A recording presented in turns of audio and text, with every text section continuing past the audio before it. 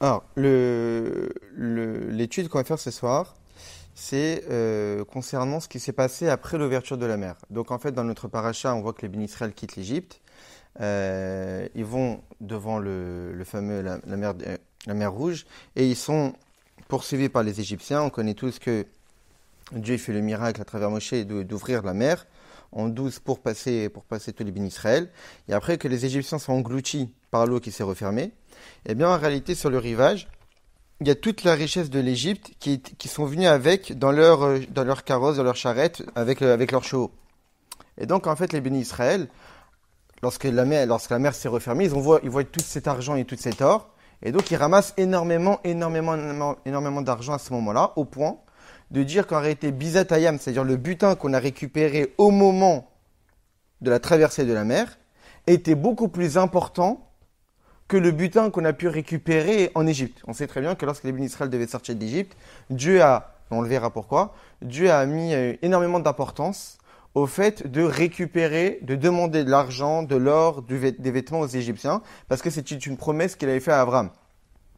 Pour ne pas qu'Abraham puisse se plaindre, tu as fait la première partie de la discussion qu'on avait eue, comme quoi tu allais les mettre dans un pays, ils allaient être esclaves, à servir dans un pays qui n'était pas le leur, mais la deuxième partie qui les allait sortir en étant riches, ça tu n'as pas forcément respecté. Donc pour respecter l'engagement qu'il a pris envers Abraham, alors il a demandé au béni Israël de mettre énormément d'importance à cette idée de réclamer aux Égyptiens l'argent, l'or et les vêtements pour pouvoir les récupérer en sortant d'Égypte. Mais malgré cela, ils ne se sont pas seulement suffis de ça, mais même après la traversée de la mer, ils ont mis énormément d'importance à récupérer cet argent. Et à ce moment-là, le verset nous dit Vaïssa Moshe et Israël Miamsouf, que Moshe a fait voyager, a fait déplacer les bénis Israël de la mer des Jonques. Et dans le Midrash Rashi nous explique que Siyan Bal Kocham, que Moshe ici a fait déplacer les bénis Israël contre leur gré. Les bénis Israël ne voulaient pas se déplacer. Les bénis Israël voulaient rester sur place, mais c'est Moshe qui leur a imposé de se déplacer. Pourquoi? Parce qu'étant donné que les bénis Israël étaient investis à récupérer l'argent qu'il y avait après la traversée de la mer, alors ils ne voulaient plus bouger de là, tant qu'ils n'avaient pas amassé tout l'argent et l'or qui aurait été accessible. Et lorsqu'on réfléchit à cette idée, que les bénis Israël étaient investis énormément à récupérer tout cet argent, au point même de ne pas écouter Moshe Rabbeinu, de vouloir rester sur place, au point qu'il fallait que ce soit Moshe Rabbeinu qui les pousse contre leur gré à avancer. C'est-à-dire qu'on entend, le chef de la génération nous demande avancer, et nous, on n'a pas forcément envie, on préfère ramasser de l'argent. Et ça, c'est assez étonnant, quand on sait par quoi les bénis Israël sont passés. Les bénis Israël sont passés par l'ouverture de la mer, où à ce moment-là, Dieu s'est révélé à eux. Il y a marqué Birvodo Niglalem, Kadosh Baruch Hu s'est dévoilé de toute son honneur, au point, comme il est marqué dans Aziachir Moshe, Zekeli Vanveu, qu'on a pu montrer Dieu de notre doigt. Où les Chachamim nous disent que même une servante, au moment de la traversée de la mer, a pu voir des choses spirituelles, ce que même le prophète Yechizkiel n'a pas été capable de voir. Donc c'est de dire tous les dévoilements divins qu'on a pu voir visuellement à ce moment-là. Donc on vient de sortir de la traversée de la mer avec une proximité avec Dieu extraordinaire. Tout ce qui nous intéresse après cette proximité du divin, c'est de ramasser l'argent. Au point qu'on a besoin que Moshe Rabbeinu nous pousse à avancer. C'est assez contradictoire. Sachant que, normalement, un prophète n'est capable d'avoir une prophétie qu'à partir du moment où il s'est détaché de son Yitzhara.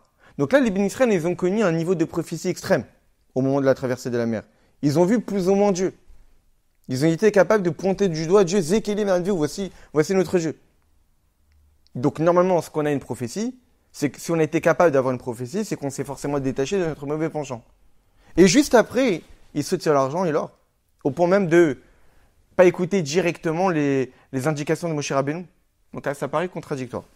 Et la question se renforce, d'autant plus, qu'en réalité, les bénis Israël savaient que ce que Dieu a dit à Moshe Rabbeinu, ce que Moshe leur a transmis lors de la sortie d'Égypte, que lorsque je vous ferai sortir d'Égypte, vous servirez vous servirez Dieu sur cette montagne. Donc les bénis Israël avaient connaissance qu'en sortant d'Égypte, le but, c'était de recevoir la Torah sur le mont Sinaï. Que juste après la traversée de la mer, la prochaine destination, c'était de recevoir la Torah. Pas seulement ça, qu'ils avaient connaissance de cet événement-là, qui a été proche, mais même il comptait tous les jours. On sait très bien que le conte du Homer existait depuis l'époque même de la sortie d'Égypte, que les bénis Israël comptaient chaque jour tellement qu'ils désiraient recevoir la Torah. Donc ils désiraient recevoir la Torah, ils étaient pressés de la recevoir au point qu'ils comptaient chaque jour, 1 jour, 2 jours, 3 jours, etc. Donc comment c'est possible qu'au moment où ils s'attardaient en récupérant de l'argent, en prenant du temps pour prendre de l'or, de l'argent, des vêtements, mais tout en ayant conscience qu'il y a la Torah qui nous attend. Et pas seulement ça, c'est-à-dire le jour même où ils étaient en train de perdre leur temps, en train de récupérer de l'argent, ils étaient en train de compter le jour. Alors, nous sommes le 7e jour en attendant le don de la Torah, mais on va perdre notre temps à récupérer de l'argent.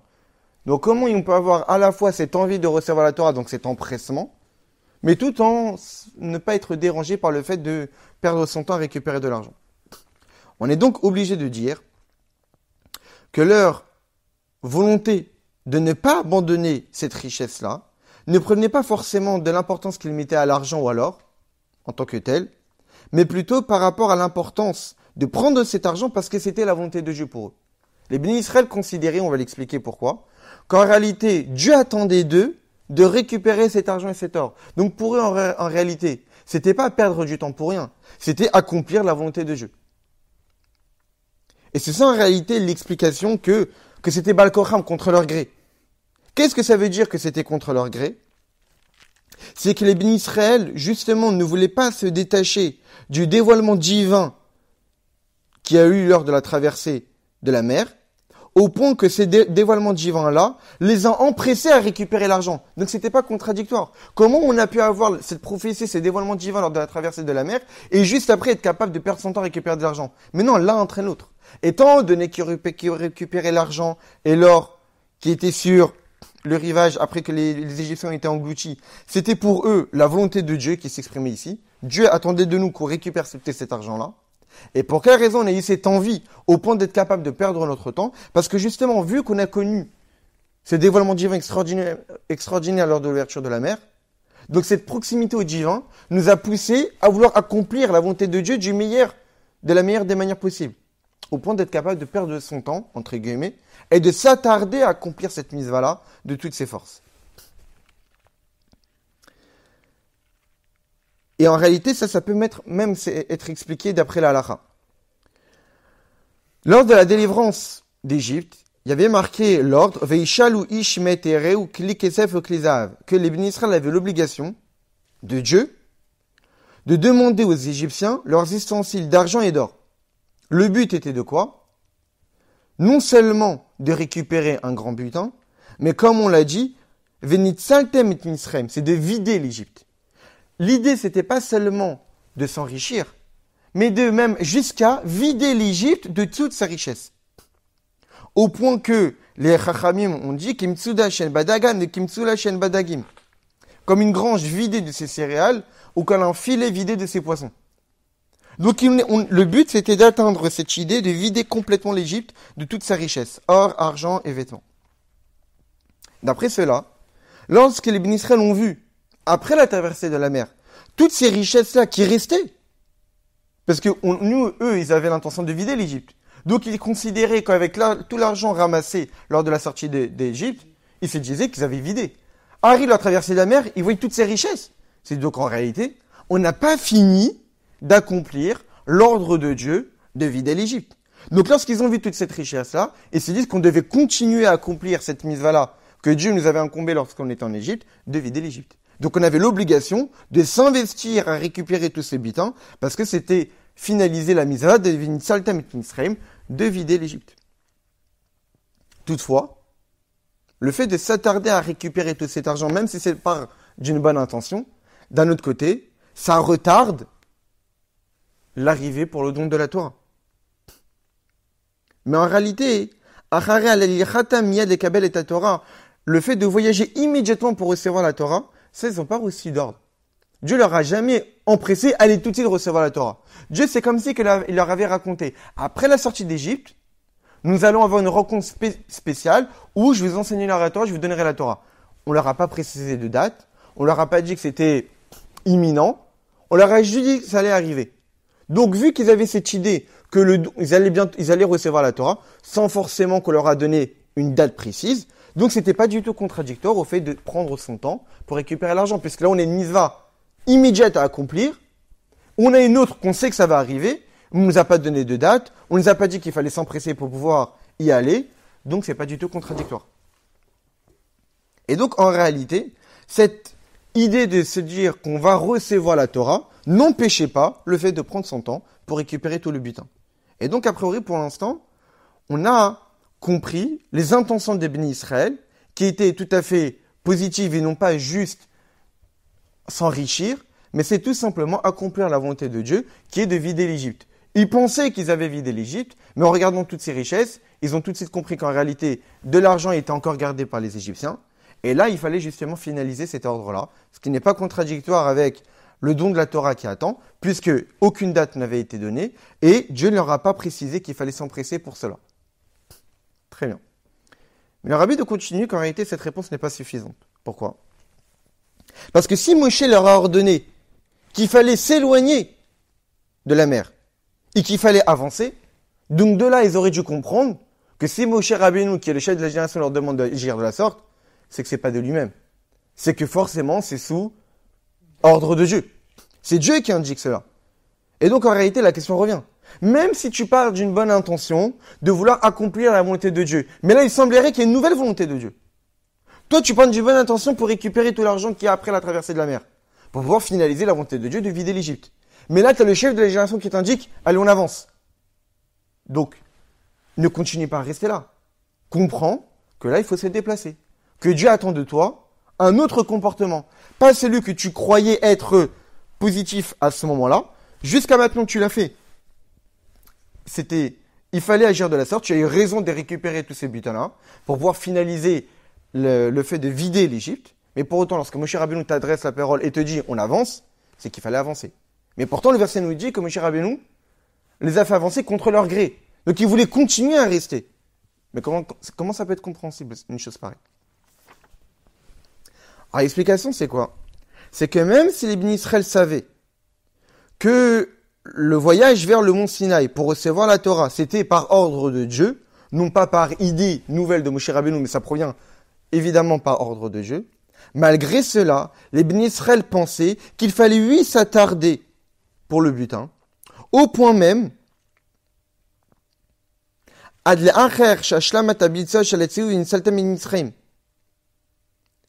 au point même pour pouvoir justement finaliser le fait de vider l'Égypte, en particulier lorsqu'on sait que Bizatayam, le fait de récupérer le butin des Égyptiens après la traversée de la mer, est ce qu'on appelle Mizvah Overet. C'est une Mizvah que si on ne l'accomplit pas maintenant, on ne l'accomplira pas. On nous demande de vider l'Égypte. Donc vider, c'est tout récupérer. Si on part maintenant, c'est qu'on a laissé encore de l'argent et de l'or. Donc on n'a pas finalisé la Mizvah de Dieu, qui est de vider l'Égypte. Or, lorsqu'on est en train d'accomplir une Mizvah, que si on ne l'accomplit pas maintenant, on ne pourra plus l'accomplir. Et on nous propose d'étudier la Torah, d'après la Lacha, qu'est-ce qui prévaut ? De continuer à accomplir la Mizvah. Lorsqu'on a l'étude de la Torah et accomplir une Mizvah, si la Mizvah peut être accomplie par d'autres personnes, alors on continue d'étudier. Maintenant, si la Mizvah ne peut pas être accomplie par d'autres personnes, alors on s'arrête d'étudier, on va accomplir la Mizvah. Surtout, si c'est une Mizvah, que si on ne l'effectue pas maintenant, on ne pourra plus l'effectuer. Là, le fait de vider l'Égypte, c'est soit maintenant, soit jamais. Donc, même si recevoir la Torah, ça a autant de valeur qu'étudier la Torah, qui prévaut sur toutes les Mizvot, mais lorsqu'on a une Mizvah, que si on ne l'accomplit pas maintenant, elle disparaît, ça prévaut. Donc, de leur calcul, alpi halakha, d'après la loi, même si Dieu leur ordonne d'avancer, pour eux, ils se disaient, mais non, il faut rester. Pourquoi ? Pour finaliser la Mizvah que Dieu nous avait ordonné de faire, qui est de vider l'Égypte. Et donc, malgré le fait que Moshe Rabbeinu leur ordonne de voyager immédiatement de la mer, et de ne pas s'investir dans la récupération du butin, de là, ça prouve quoi ? Que la volonté de Dieu, dans cette situation, était que la Mizvah de vider l'Égypte était repoussée. Parce que même si d'après la Lacha, normalement, lorsqu'on a une Mizvah qui peut disparaître, il faut la faire au prix même de ne pas aller étudier la Torah, parce que si on s'arrête, on ne pourra plus la refaire. Mais si là, Dieu dit à Moshe Rabbeinu, demande-leur d'avancer. C'est que, pour Dieu, là, oui, la Mizvah de récupérer le butin est repoussée. Parce que si la mitzvah de récupérer le butin n'aurait pas dû être repoussée, jamais Dieu aurait demandé à Moshe Rabbeinu de faire avancer le peuple. Si Dieu a demandé à Moshe Rabbeinu de faire avancer le peuple, c'est que forcément, à ce moment-là, récupérer le butin aurait dû s'arrêter. Mais l'étude de la Torah, c'est pas la plus grande mitzvah? Certes, c'est la plus grande mitzvah. Mais dans la halakha, étant donné qu'on dit que, comme c'est marqué dans Masechet Kiddushin, la fameuse question, qui est plus grand, l'étude de la Torah ou l'accomplissement des mitzvot? Réponse, l'étude de la Torah. Pourquoi? Parce qu'elle amène à l'accomplissement des mitzvot. Étant donné qu'à travers l'étude, on sait comment se comporter, alors l'étude de la Torah prévaut. Mais quelqu'un qui fait passer l'étude de la Torah au détriment de l'accomplissement des mitzvot, donc tu n'as rien compris au but de l'étude de la Torah. Le but d'étudier la Torah, c'est de pratiquer les mitzvot. Donc si tu mets plus d'importance à l'étude de la Torah par rapport à la pratique, c'est que tu n'as pas compris pourquoi tu étudies. D'accord. Donc en réalité, si une mitzvah peut être accomplie par d'autres, c'est pas dérangeant que tu continues d'étudier la Torah. Vu que ça prouve que tu n'es pas contre la pratique. Vu que la mitzvah va être faite. Mais si la mitzvah ne peut pas être faite, si ce n'est par ton intervention personnelle. C'est quoi, tu peux donner un exemple? Donc ici,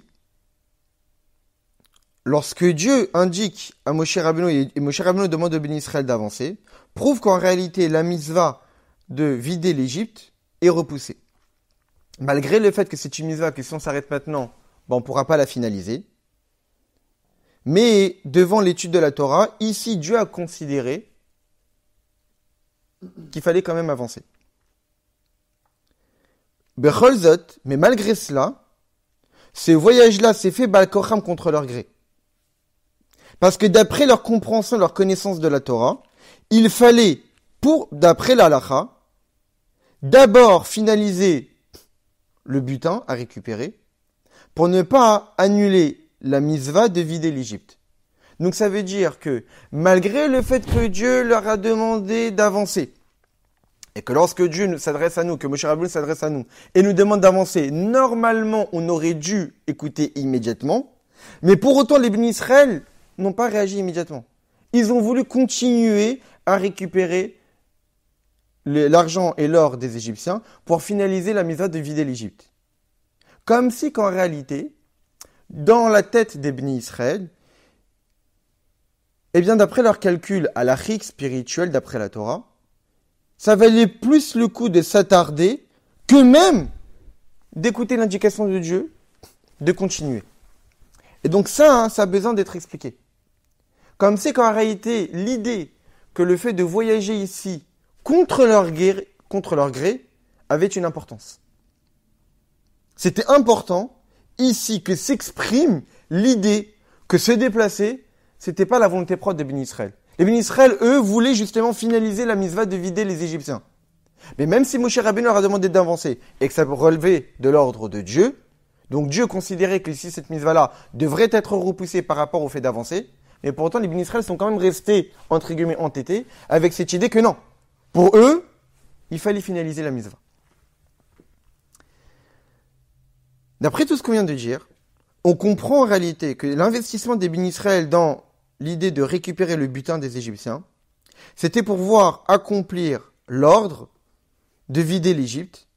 Et en réalité, cette idée-là, que c'était pour accomplir l'ordre de vider l'Égypte, répond à d'autres questions. Parce que si on réfléchit, on va dire de manière pragmatique, pourquoi les bénis Israël étaient si enthousiastes, ils avaient autant d'enthousiasme à vider l'Égypte, étaient si enthousiastes à récupérer autant d'argent? Au point que lorsque Moshe Rabbeinu leur demande d'avancer, ils ne voulaient pas. Mais si on réfléchit 2 minutes, quelle était l'utilité de récupérer autant d'argent? Ils étaient où? Dans le désert. Donc dans un désert où il n'y a aucune civilisation, il n'y a personne. Il n'y a personne avec qui acheter, il n'y a aucun commerçant chez qui tu pourrais acheter de quoi te nourrir ou des vêtements. Donc cet argent-là, dans l'immédiat, ne servirait strictement à rien. En particulier lorsqu'on sait qu'en réalité, ils avaient déjà amassé énormément d'argent en quittant l'Égypte. Au point qu'on dit que Tchekol Echad Ve'echad, que chaque juif n'avait pas moins que 90 ânes remplis d'or et d'argent. Chaque béni Israël. Donc c'est de dire combien ils étaient extrêmement enrichis. Donc même si on peut imaginer qu'ils avaient besoin d'argent pour commercer avec les nations qui existaient plus ou moins dans le désert ou à l'approche des Eretz Israël, mais tu avais déjà assez d'argent, largement. Donc c'était pas si nécessaire que cela de perdre son temps à récupérer autant d'argent et d'or. D'un autre côté, les bénis Israël, en sortant d'Égypte, n'avaient aucune connaissance de la faute future des explorateurs, du décret de rester 40 ans dans le désert. Donc n'avaient aucune idée qu'après la traversée de la mer, ils allaient s'attarder 40 ans. Ils n'avaient aucune idée qu'ils allaient rentrer en Eretz Israël sans Moshe Rabbeinu. Donc pour eux, après la traversée de la mer, ils allaient rentrer immédiatement en Eretz Israël avec Moshe Rabbeinu. Et donc en réalité, la délivrance d'Égypte, dans l'immédiat, dans leur tête, allait être la délivrance finale et complète. Parce que comme le disait le maître, que si les bénis Israël étaient rentrés avec Moshe Rabbeinu en terre d'Eretz Israël, il y aurait immédiatement la délivrance finale et le premier Beth Amikdash n'aurait jamais été détruit. Donc dans la tête des bénis Israël, il n'y aurait plus d'exil. C'était la délivrance finale. Donc il est évident que lorsqu'on s'apprête à vivre la délivrance finale sans exil, avec le premier et dernier Beth Amikdash, en quoi c'est important d'amasser autant d'or et d'argent? Vu que toute notre vie après la venue du Meshiach, ça sera essentiellement de connaître Dieu. Et tous les problèmes financiers de Parnasse, etc., nous ne toucherons plus vraiment, puisqu'en réalité, on n'aura plus aucun problème. Comme à l'époque de Shlomo Ameler, où chaque juif était Tachat Gefeno et Tachat Teto, sous sa vigne et sous son figuier, où ils n'avaient pas vraiment de problème de Parnassa. Et ça, c'était à l'époque de Shlomo Ameler, pas forcément la délivrance finale. À plus forte raison, lorsqu'on connaîtra la délivrance finale. Donc d'après tout ce qu'on vient de dire, c'est des questions qu'on aurait pu se demander sur les bénis Israël. Mais par rapport à tout ce qu'on a expliqué, ces questions n'ont plus lieu d'être. Puisqu'en réalité, la raison des bénis Israël, c'était pas d'amasser de l'argent pour des besoins personnels. C'était d'amasser de l'argent pour vider l'Égypte et accomplir la misa d'Akadosh Baruch Hu. Donc ils avaient aucun intérêt personnel à ramasser cet argent-là. C'était pas pour s'enrichir. Ils voulaient accomplir la misa de Dieu de tout leur cœur, de toute leur âme, et sortir de cet endroit en ayant accompli cette mizva-là totalement. Au point que lorsqu'on leur a demandé de se déplacer, c'était contre leur gré. Parce qu'ils voulaient finir cette mizva-là. Ils voulaient finir non pas pour devenir riches, puisqu'ils étaient déjà, et c'était inutile, parce que c'était dans le désert, et dans leur tête, c'était la délivrance finale. Mais parce que leur idée, c'était d'accomplir la mizva d'Akadosh Baruch Hu. Et donc, tout ce que je viens d'expliquer nous permettra en réalité de comprendre beaucoup plus profondément le sens véritable de Vinit Saltem et Mitzraïm, de vider l'Égypte. Parce qu'en fait, là, qu'est-ce qu'on a expliqué? On a compris pourquoi les bénis Israël ont agi de la sorte. Pour pouvoir finaliser l'ordre de Dieu de vider l'Égypte. Mais maintenant, si on essaie de comprendre, mais pourquoi Dieu a mis de l'importance à vider l'Égypte? Pourquoi c'était si important? Au point que les bénis Israël se sentaient obligés à ce moment-là de continuer à vider l'Égypte. Jusqu'à même ne pas écouter immédiatement l'ordre de Moshe Rabbeinu d'avancer. Pour quelle raison Akadosh Baruch Hu a mis autant d'importance à vouloir vider l'Égypte d'après le regard profond dans les choses?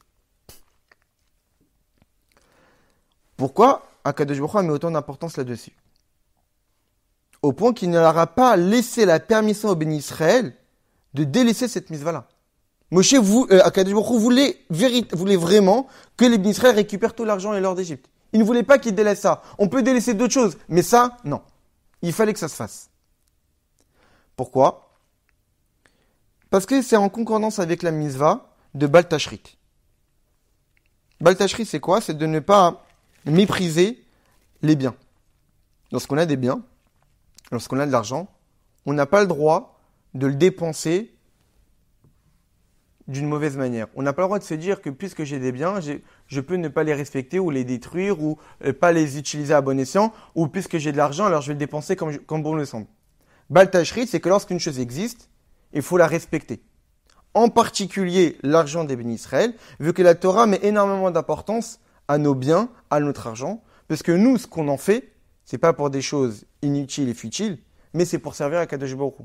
Donc en réalité, comme c'est marqué en Chassidut, que le matériel d'un juif, c'est du spirituel. Tous nos biens, nos maisons, nos vêtements, notre argent, etc., même si extérieurement ça paraît être des objets matériels, mais en réalité, vu qu'un juif utilise tous ses biens pour servir Dieu, ils n'ont plus vraiment la définition comme étant seulement des objets matériels, mais aussi des outils spirituels. Et donc le grand butin, cette grande richesse que les Israël devraient récupérer, en réalité dans cette richesse-là se cachait énormément d'étincelles divines. De l'étincelle divine qui s'est cachée dans l'or et l'argent des Égyptiens. Et grâce à cet argent-là et à cet or-là, lorsque c'est passé dans la propriété des bénis Israël, ces étincelles divines qui s'est cachées dans cette terre dépravée d'Égypte, ces étincelles divines qui s'est cachées dans cette population basse des Égyptiens de l'époque, qui étaient tous des idolâtres, eh bien c'est élevé et est redevenu de la Kedusha de la sainteté. Donc en réalité, toute l'idée qu'Akadosh Baruch Hu a mis énormément d'importance à récupérer l'argent des Égyptiens, c'est pas juste pour que les bénis Israël deviennent riches, mais c'était pour récupérer toutes les étincelles divines qui se cachent dans les objets matériels, qui se cachaient dans les objets matériels des Égyptiens. Et puisqu'en réalité, le travail spirituel d'élever les étincelles divines est tellement important dans le service de Dieu, au point que, comme on l'a souvent étudié, que c'est uniquement à travers l'élévation du matériel et utiliser ces mondes matériels pour servir Dieu que se réalise la raison de la création du monde. Comme on l'avait étudié la semaine dernière et plein d'autres fois, pour quelle raison le monde a été créé? Pour faire de ce monde une demeure pour Dieu. Donc transformer ce monde. Donc les bénis Israël, lorsqu'ils entendent qu'en réalité Dieu leur demande de récupérer tout l'argent et l'or des Égyptiens, ils comprennent qu'en réalité à travers cette récupération-là, ils allaient élever toutes les étincelles divines qui se cachent. Et donc en réalité, réaliser le pourquoi de la création du monde. Donc lorsqu'ils voient cette possibilité-là se représenter devant eux, de revoir encore de l'or et de l'argent des Égyptiens après la traversée de la mer, c'est évident qu'ils allaient courir pour pouvoir récupérer tout cet argent-là. Pourquoi? Parce que c'est fondamental dans le service de Dieu et dans le but de la création du monde, d'élever toutes les étincelles divines qui se cachent dans ces mondes matériels. Et donc, en ayant connaissance de cette importance-là, eh bien, les bénis Israël ont accompli cette mission de récupérer l'argent des Égyptiens avec énormément d'investissement, énormément d'enthousiasme, surtout après la traversée de la mer. Pourquoi? Parce qu'après la traversée de la mer, qu'est-ce qu'ils ont connu? Ils ont connu une prophétie. Quelle prophétie? Zekeli, Marinoto Be'etzba. Ils ont vu Dieu au point de le pointer du doigt. Donc ça veut dire qu'ils sont arrivés à une conclusion. On sait que Dieu existe. Mais on a vu Dieu. On sait que Dieu nous regarde. Donc on sait que Dieu nous observe. Or on sait très bien, imaginons un salarié, qui a son patron qui est là, qui le regarde. Le salarié veut montrer que lorsqu'il effectue son travail, il le fait de tout son cœur, de toute son âme, il est investi là-dedans pour montrer qu'il travaille bien. Donc lorsque les bénis Israël ont vu que Dieu était présent, et que Dieu regarde chacun de nos faits et gestes, donc c'est évident que lorsqu'une mitzvah se présentait devant eux, de récupérer l'argent des Égyptiens pour pouvoir élever les étincelles, ils allaient mettre toute leur force là-dedans. Parce que maintenant, ils avaient compris d'autant plus que Dieu est là. Et lorsqu'on sait que Dieu nous observe, c'est évident qu'on va accomplir les mitzvot d'une manière beaucoup plus importante, beaucoup plus élevée, avec beaucoup plus d'envie et de joie, que si, malheureusement, cette connaissance-là n'est pas si évidente pour nous.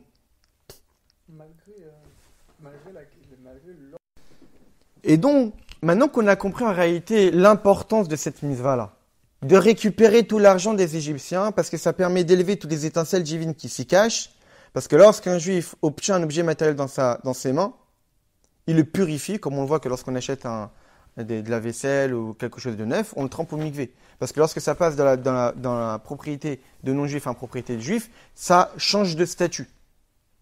Et pour montrer cela, et pour le changement de statut, on trempe au mikvé. Donc cet argent-là a changé de statut.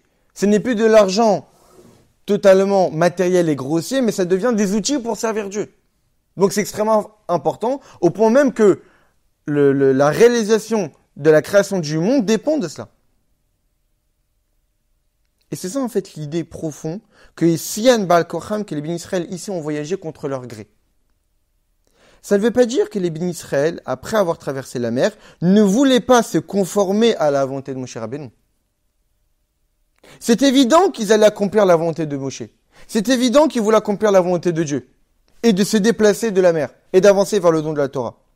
Non seulement ils allaient le faire. Non seulement ils l'ont fait. Mais ils l'ont fait avec joie et enthousiasme. Mais, quelle est l'idée que c'était contre leur gré? Ça ne veut pas dire que c'était contre leur volonté.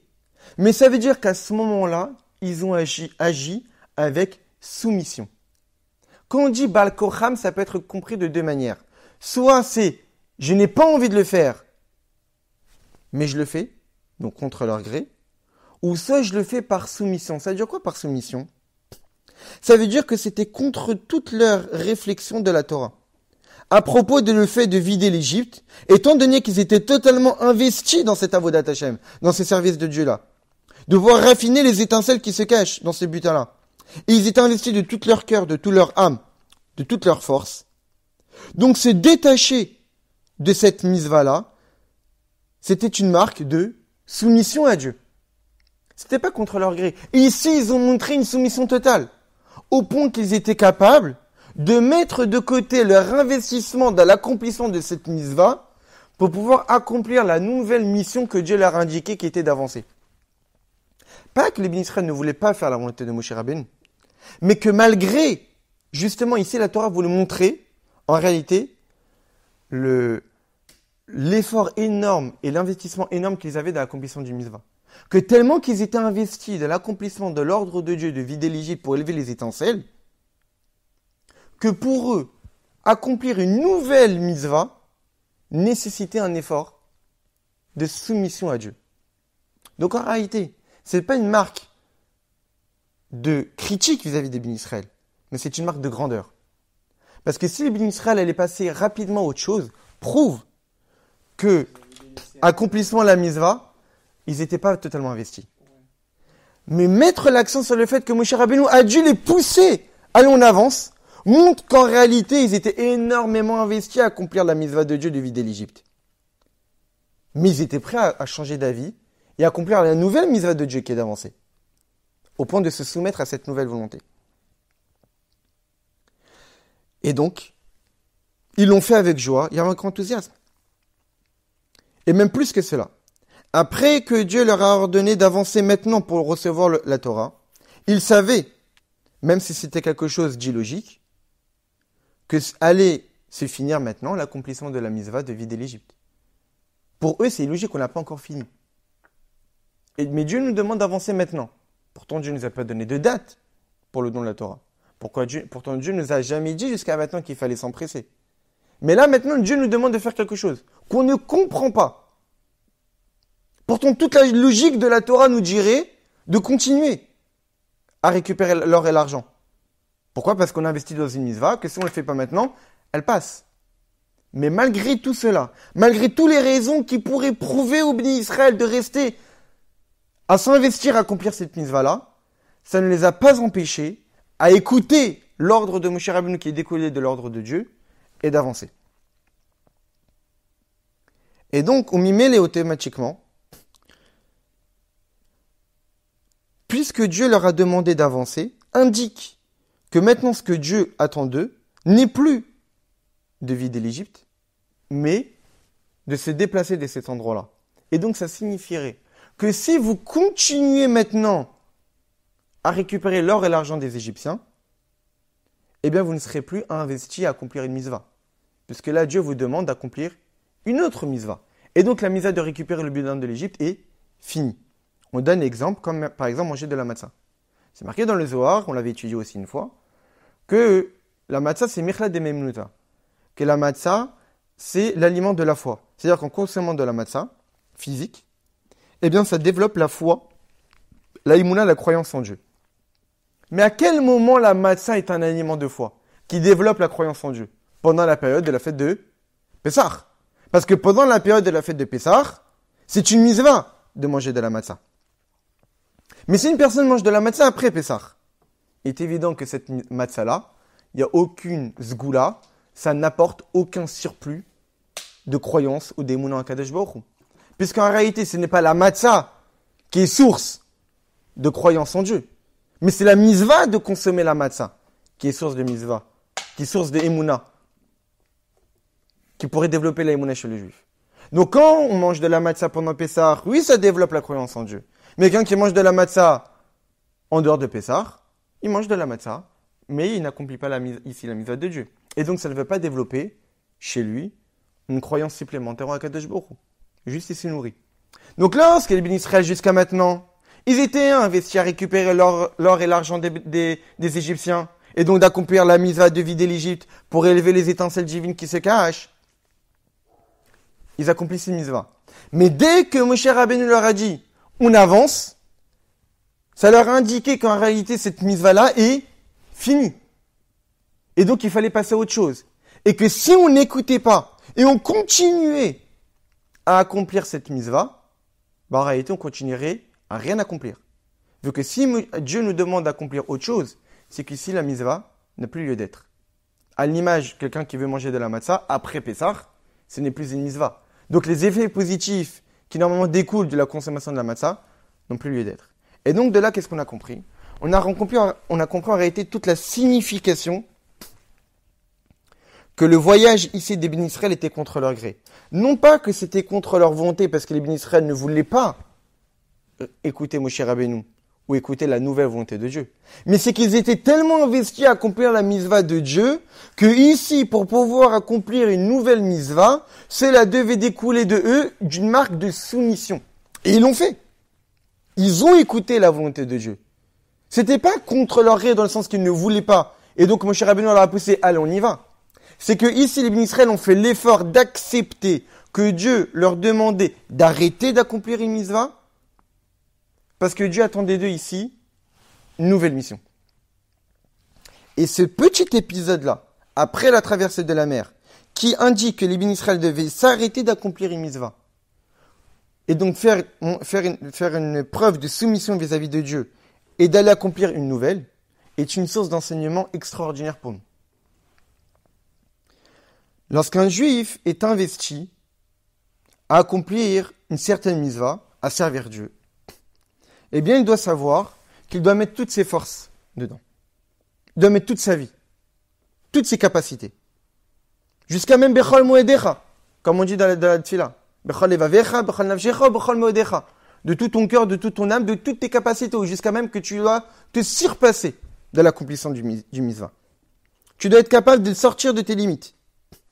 Au point que lorsque tu as investi à accomplir une mitzvah, rien d'autre n'existe. Comme les Béni Israël. Pour eux, rien d'autre n'existait. Si ce n'est de récupérer l'or et l'argent des Égyptiens.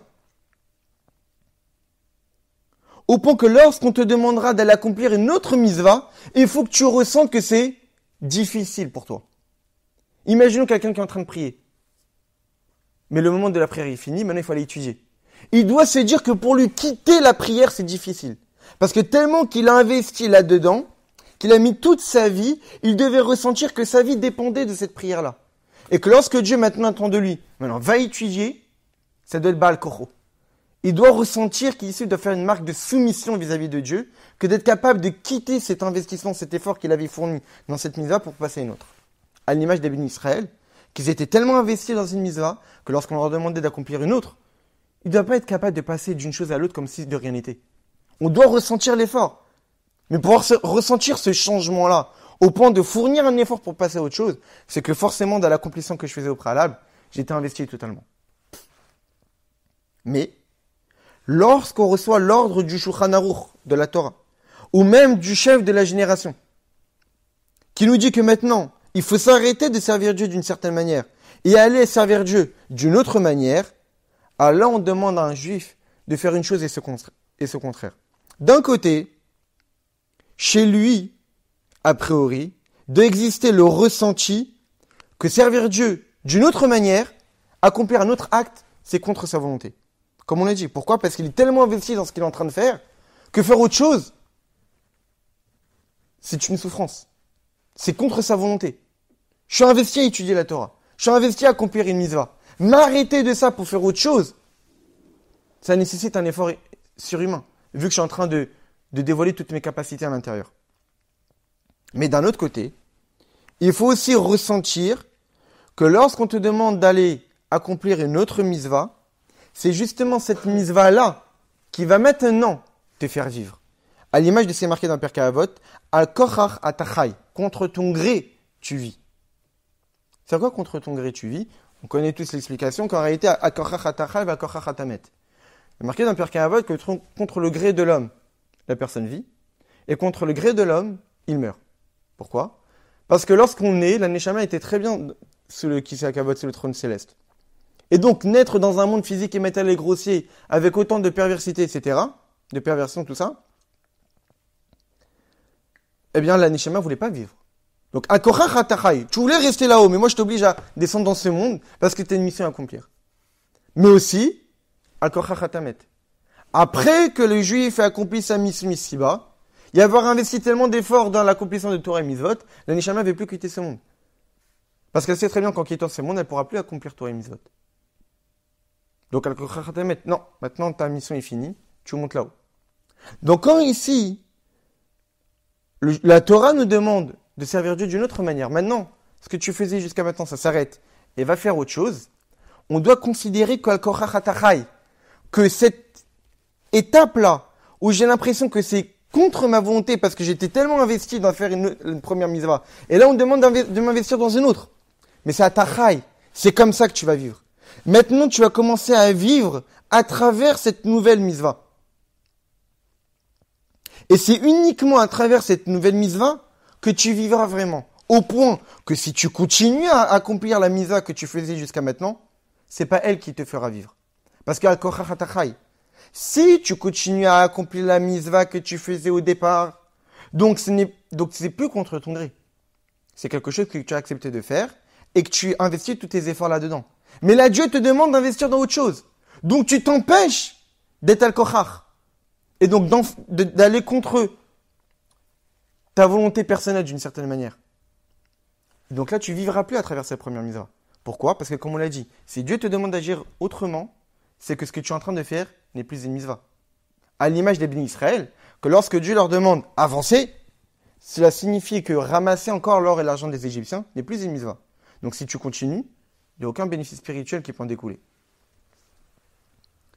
Mais puisque cette personne-là est dévouée à accomplir la volonté de Dieu totalement,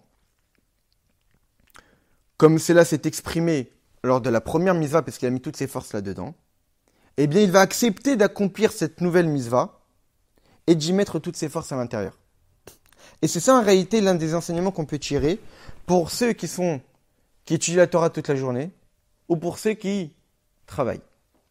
Ceux qui sont dans les yeshivot, dans l'école Elim, etc., même s'ils doivent investir toutes les forces dans l'étude de la Torah. Seulement, si le Shulchan Aruch demande à ces juifs-là, qui est investi à étudier la Torah toute la journée, donc il met toutes ses forces là-dedans. Parce qu'arrive une situation où il faut accomplir une autre mitzvah, comme Pikort Nefesh, comme sauver une vie. Alors lorsque tu vas devoir te détacher de ton étude de la Torah et t'investir à sauver des vies, c'est-à-dire quoi sauver des vies ? C'est pas seulement sauver des vies physiques, mais sauver des vies spirituelles. C'est-à-dire que toi, tu es en train d'étudier la Torah toute la journée pour toi. Mais il y a des juifs à l'extérieur qui t'attendent pour aller leur influencer et pour aller dévoiler le judaïsme. Eh bien, tu dois le faire avec joie et enthousiasme. Pourquoi ? Parce que c'est ce que Dieu attend de toi dans l'immédiat. Jusqu'à maintenant, tu as étudié la Torah pour toi, tranquillement, très bien, tu as mis toutes tes forces à l'intérieur, tu as totalement raison, au point que rien d'autre n'existait. Mais si la situation se présente devant toi, on te demande, il y a des juifs dehors qui attendent un Dvar Torah de ta part,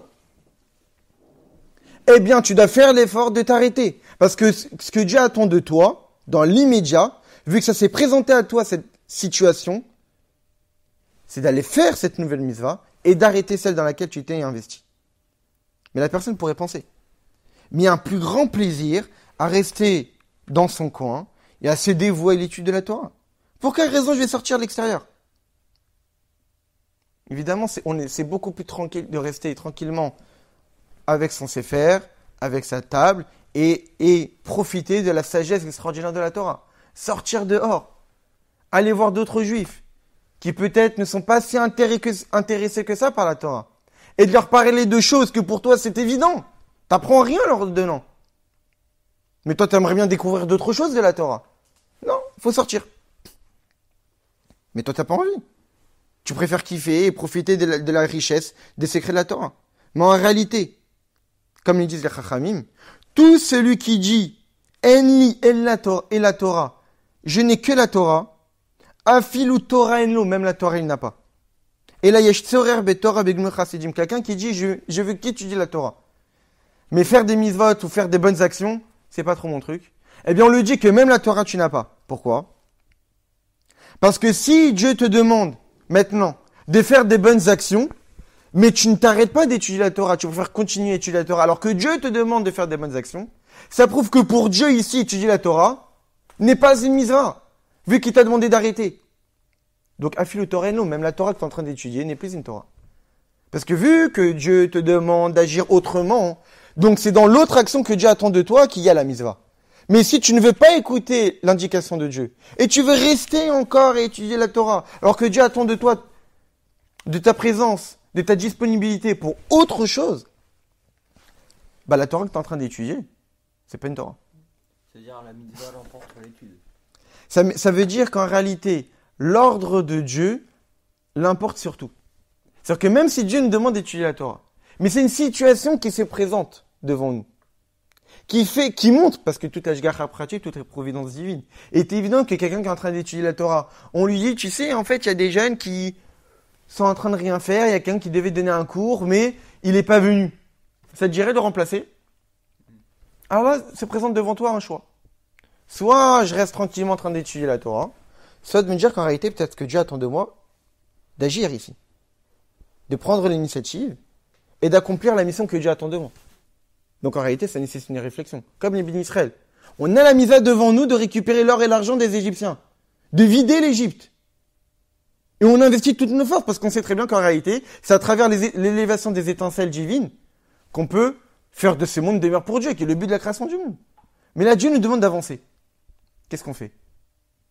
Bon, on écoute la volonté de Dieu. Même si on ne comprend pas. Le juif pourrait se dire, mais attends, je suis en train d'étudier la Torah, qui est la plus grande de toutes les misotes. Talmud Torah Keneged Kulam. Et je vais aller sortir dehors. Pour avoir d'autres personnes qui veulent une Torah qui n'est pas si extraordinaire comme celle que je suis en train d'étudier la Torah. Mais c'est ça ce que Dieu attend de moi. Et donc, si tu restes avec ton idée première de continuer à étudier, ou de continuer à faire une mitzvah, alors que Dieu attend de toi d'accomplir une autre, en réalité, ce que tu es resté en train de faire n'est plus une mitzvah. Donc, à filu Torah en lo, même la Torah, il n'a pas. Parce que, qu'est-ce qui définit qu'un acte est une mitzvah? La volonté de Dieu. Mais si le Shulchan Aruch, la Torah, le chef de la génération te demande, va faire autre chose, c'est que c'est là où il faut investir. Et pas de ce que tu es en train de faire. Il faut tout faire, mais en fonction des situations qui se présentent devant nous, en fonction des circonstances. Mais, pour autant, il faut que ça soit à kochar, il faut que ça soit contre ton gré. Ça veut dire qu'en réalité, que ton détachement de ton étude de la Torah soit, tu dois ressentir qu'en réalité, tu étais totalement investi. Alors, tu dois pas te dire, ah oui, j'attends les possibilités de quitter de ce que je suis en train de faire. Non. Quand on est investi à accomplir une mitzvah, on met toutes ses forces là-dedans. Et, il faut se dire qu'en réalité, à travers cette nouvelle mission que Dieu nous demande, à kochar, qui te demande de changer, d'accepter quelque chose qui est différent de ce que tu es en train de faire, à tachaï, c'est à travers ça que tu vas vivre.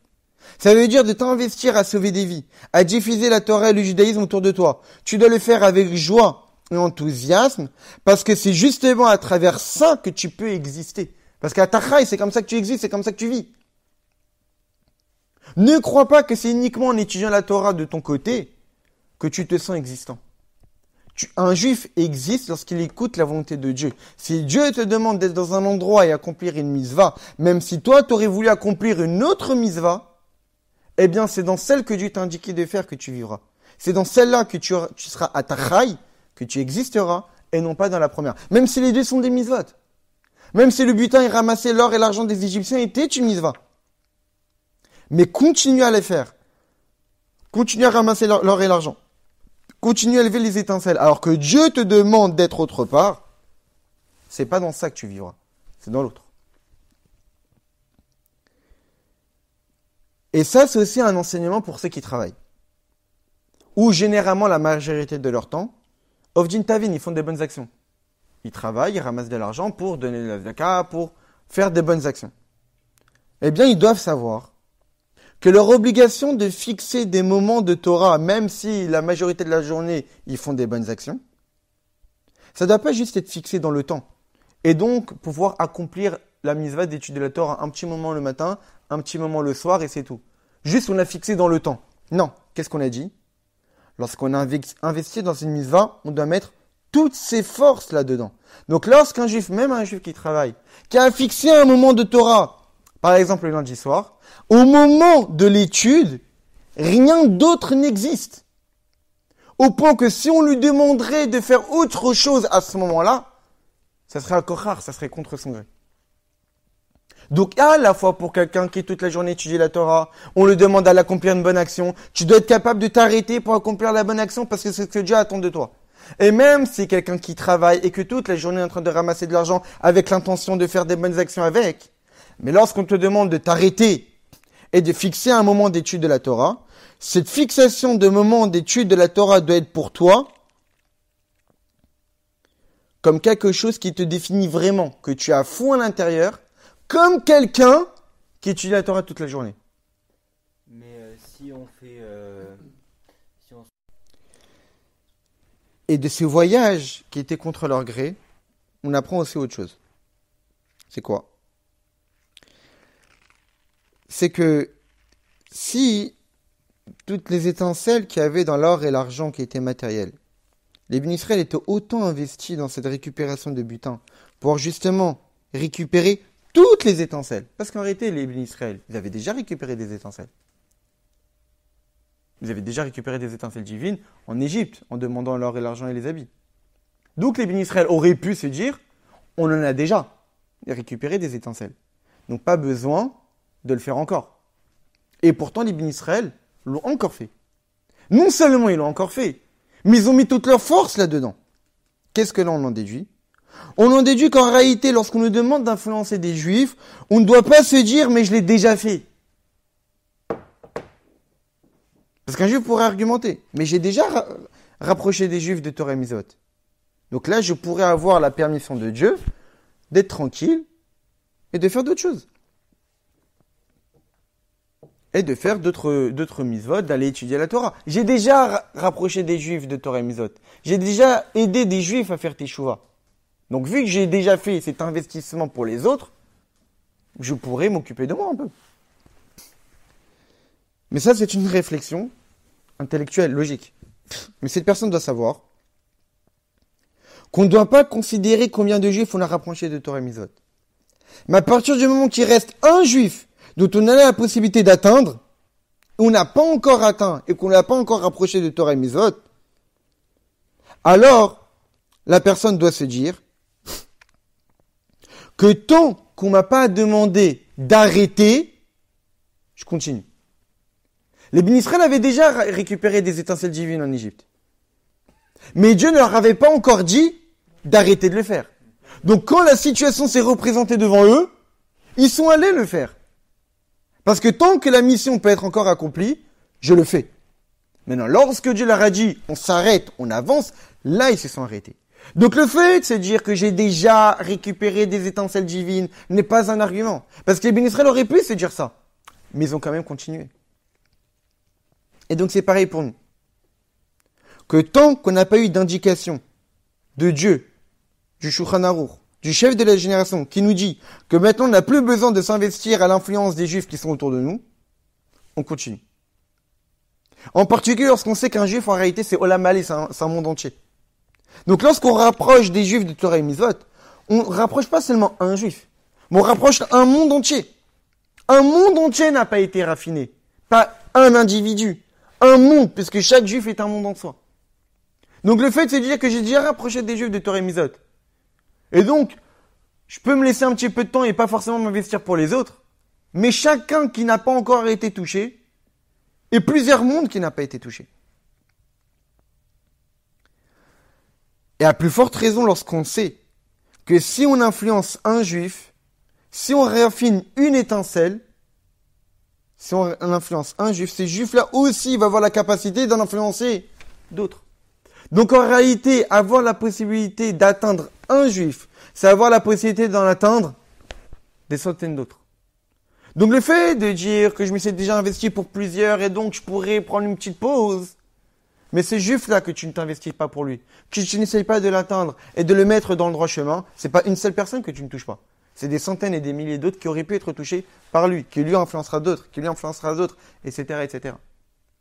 Et donc, en réalité, l'enseignement qu'on peut tirer de ce passage-là de la Torah, c'est de se dire que lorsque Dieu nous demande, lorsqu'on a une mitzvah à accomplir, on doit se mettre totalement à l'intérieur. au point que rien d'autre n'existe autour. Comme une fois, le rabbi il a dit que de la même manière que Shabbat, le téléphone est assourd, personne ne répondrait au téléphone lorsque le téléphone sonne durant le Shabbat. C'est interdit. Eh bien, lorsqu'on étudie la Torah, le téléphone sonne, c'est assourd. C'est de se dire qu'en réalité, que lorsqu'on a investi dans une mitzvah, rien d'autre n'existe. Pourquoi ? Parce qu'on a vu que les bénis Israël, tellement qu'ils étaient investis à récupérer le butin des Égyptiens, l'argent des Égyptiens, que même l'ordre de Moshe Rabbeinu a eu du mal à rentrer dans leur oreille. Mais s'il y a un nouvel ordre qui arrive, une nouvelle mission, il faut être capable d'arrêter celle dans laquelle on était investi et de se soumettre, balkocho, à la nouvelle mission que Dieu nous indique, parce que c'est à travers cette nouvelle mission-là qu'on vivra vraiment, qu'on s'attachera vraiment à Kadosh Baruch Hu et qu'on fera vraiment de la satisfaction à Dieu et non pas s'attarder dans la première. Donc que Dieu nous aide, qu'on puisse véritablement donner tout notre cœur, toute notre âme, tous nos efforts à accomplir la Torah et Mitzvot, et que si Dieu nous indique des nouvelles missions à accomplir, qu'on puisse sauter sur l'occasion et faire plaisir à Kadosh Baruch Hu.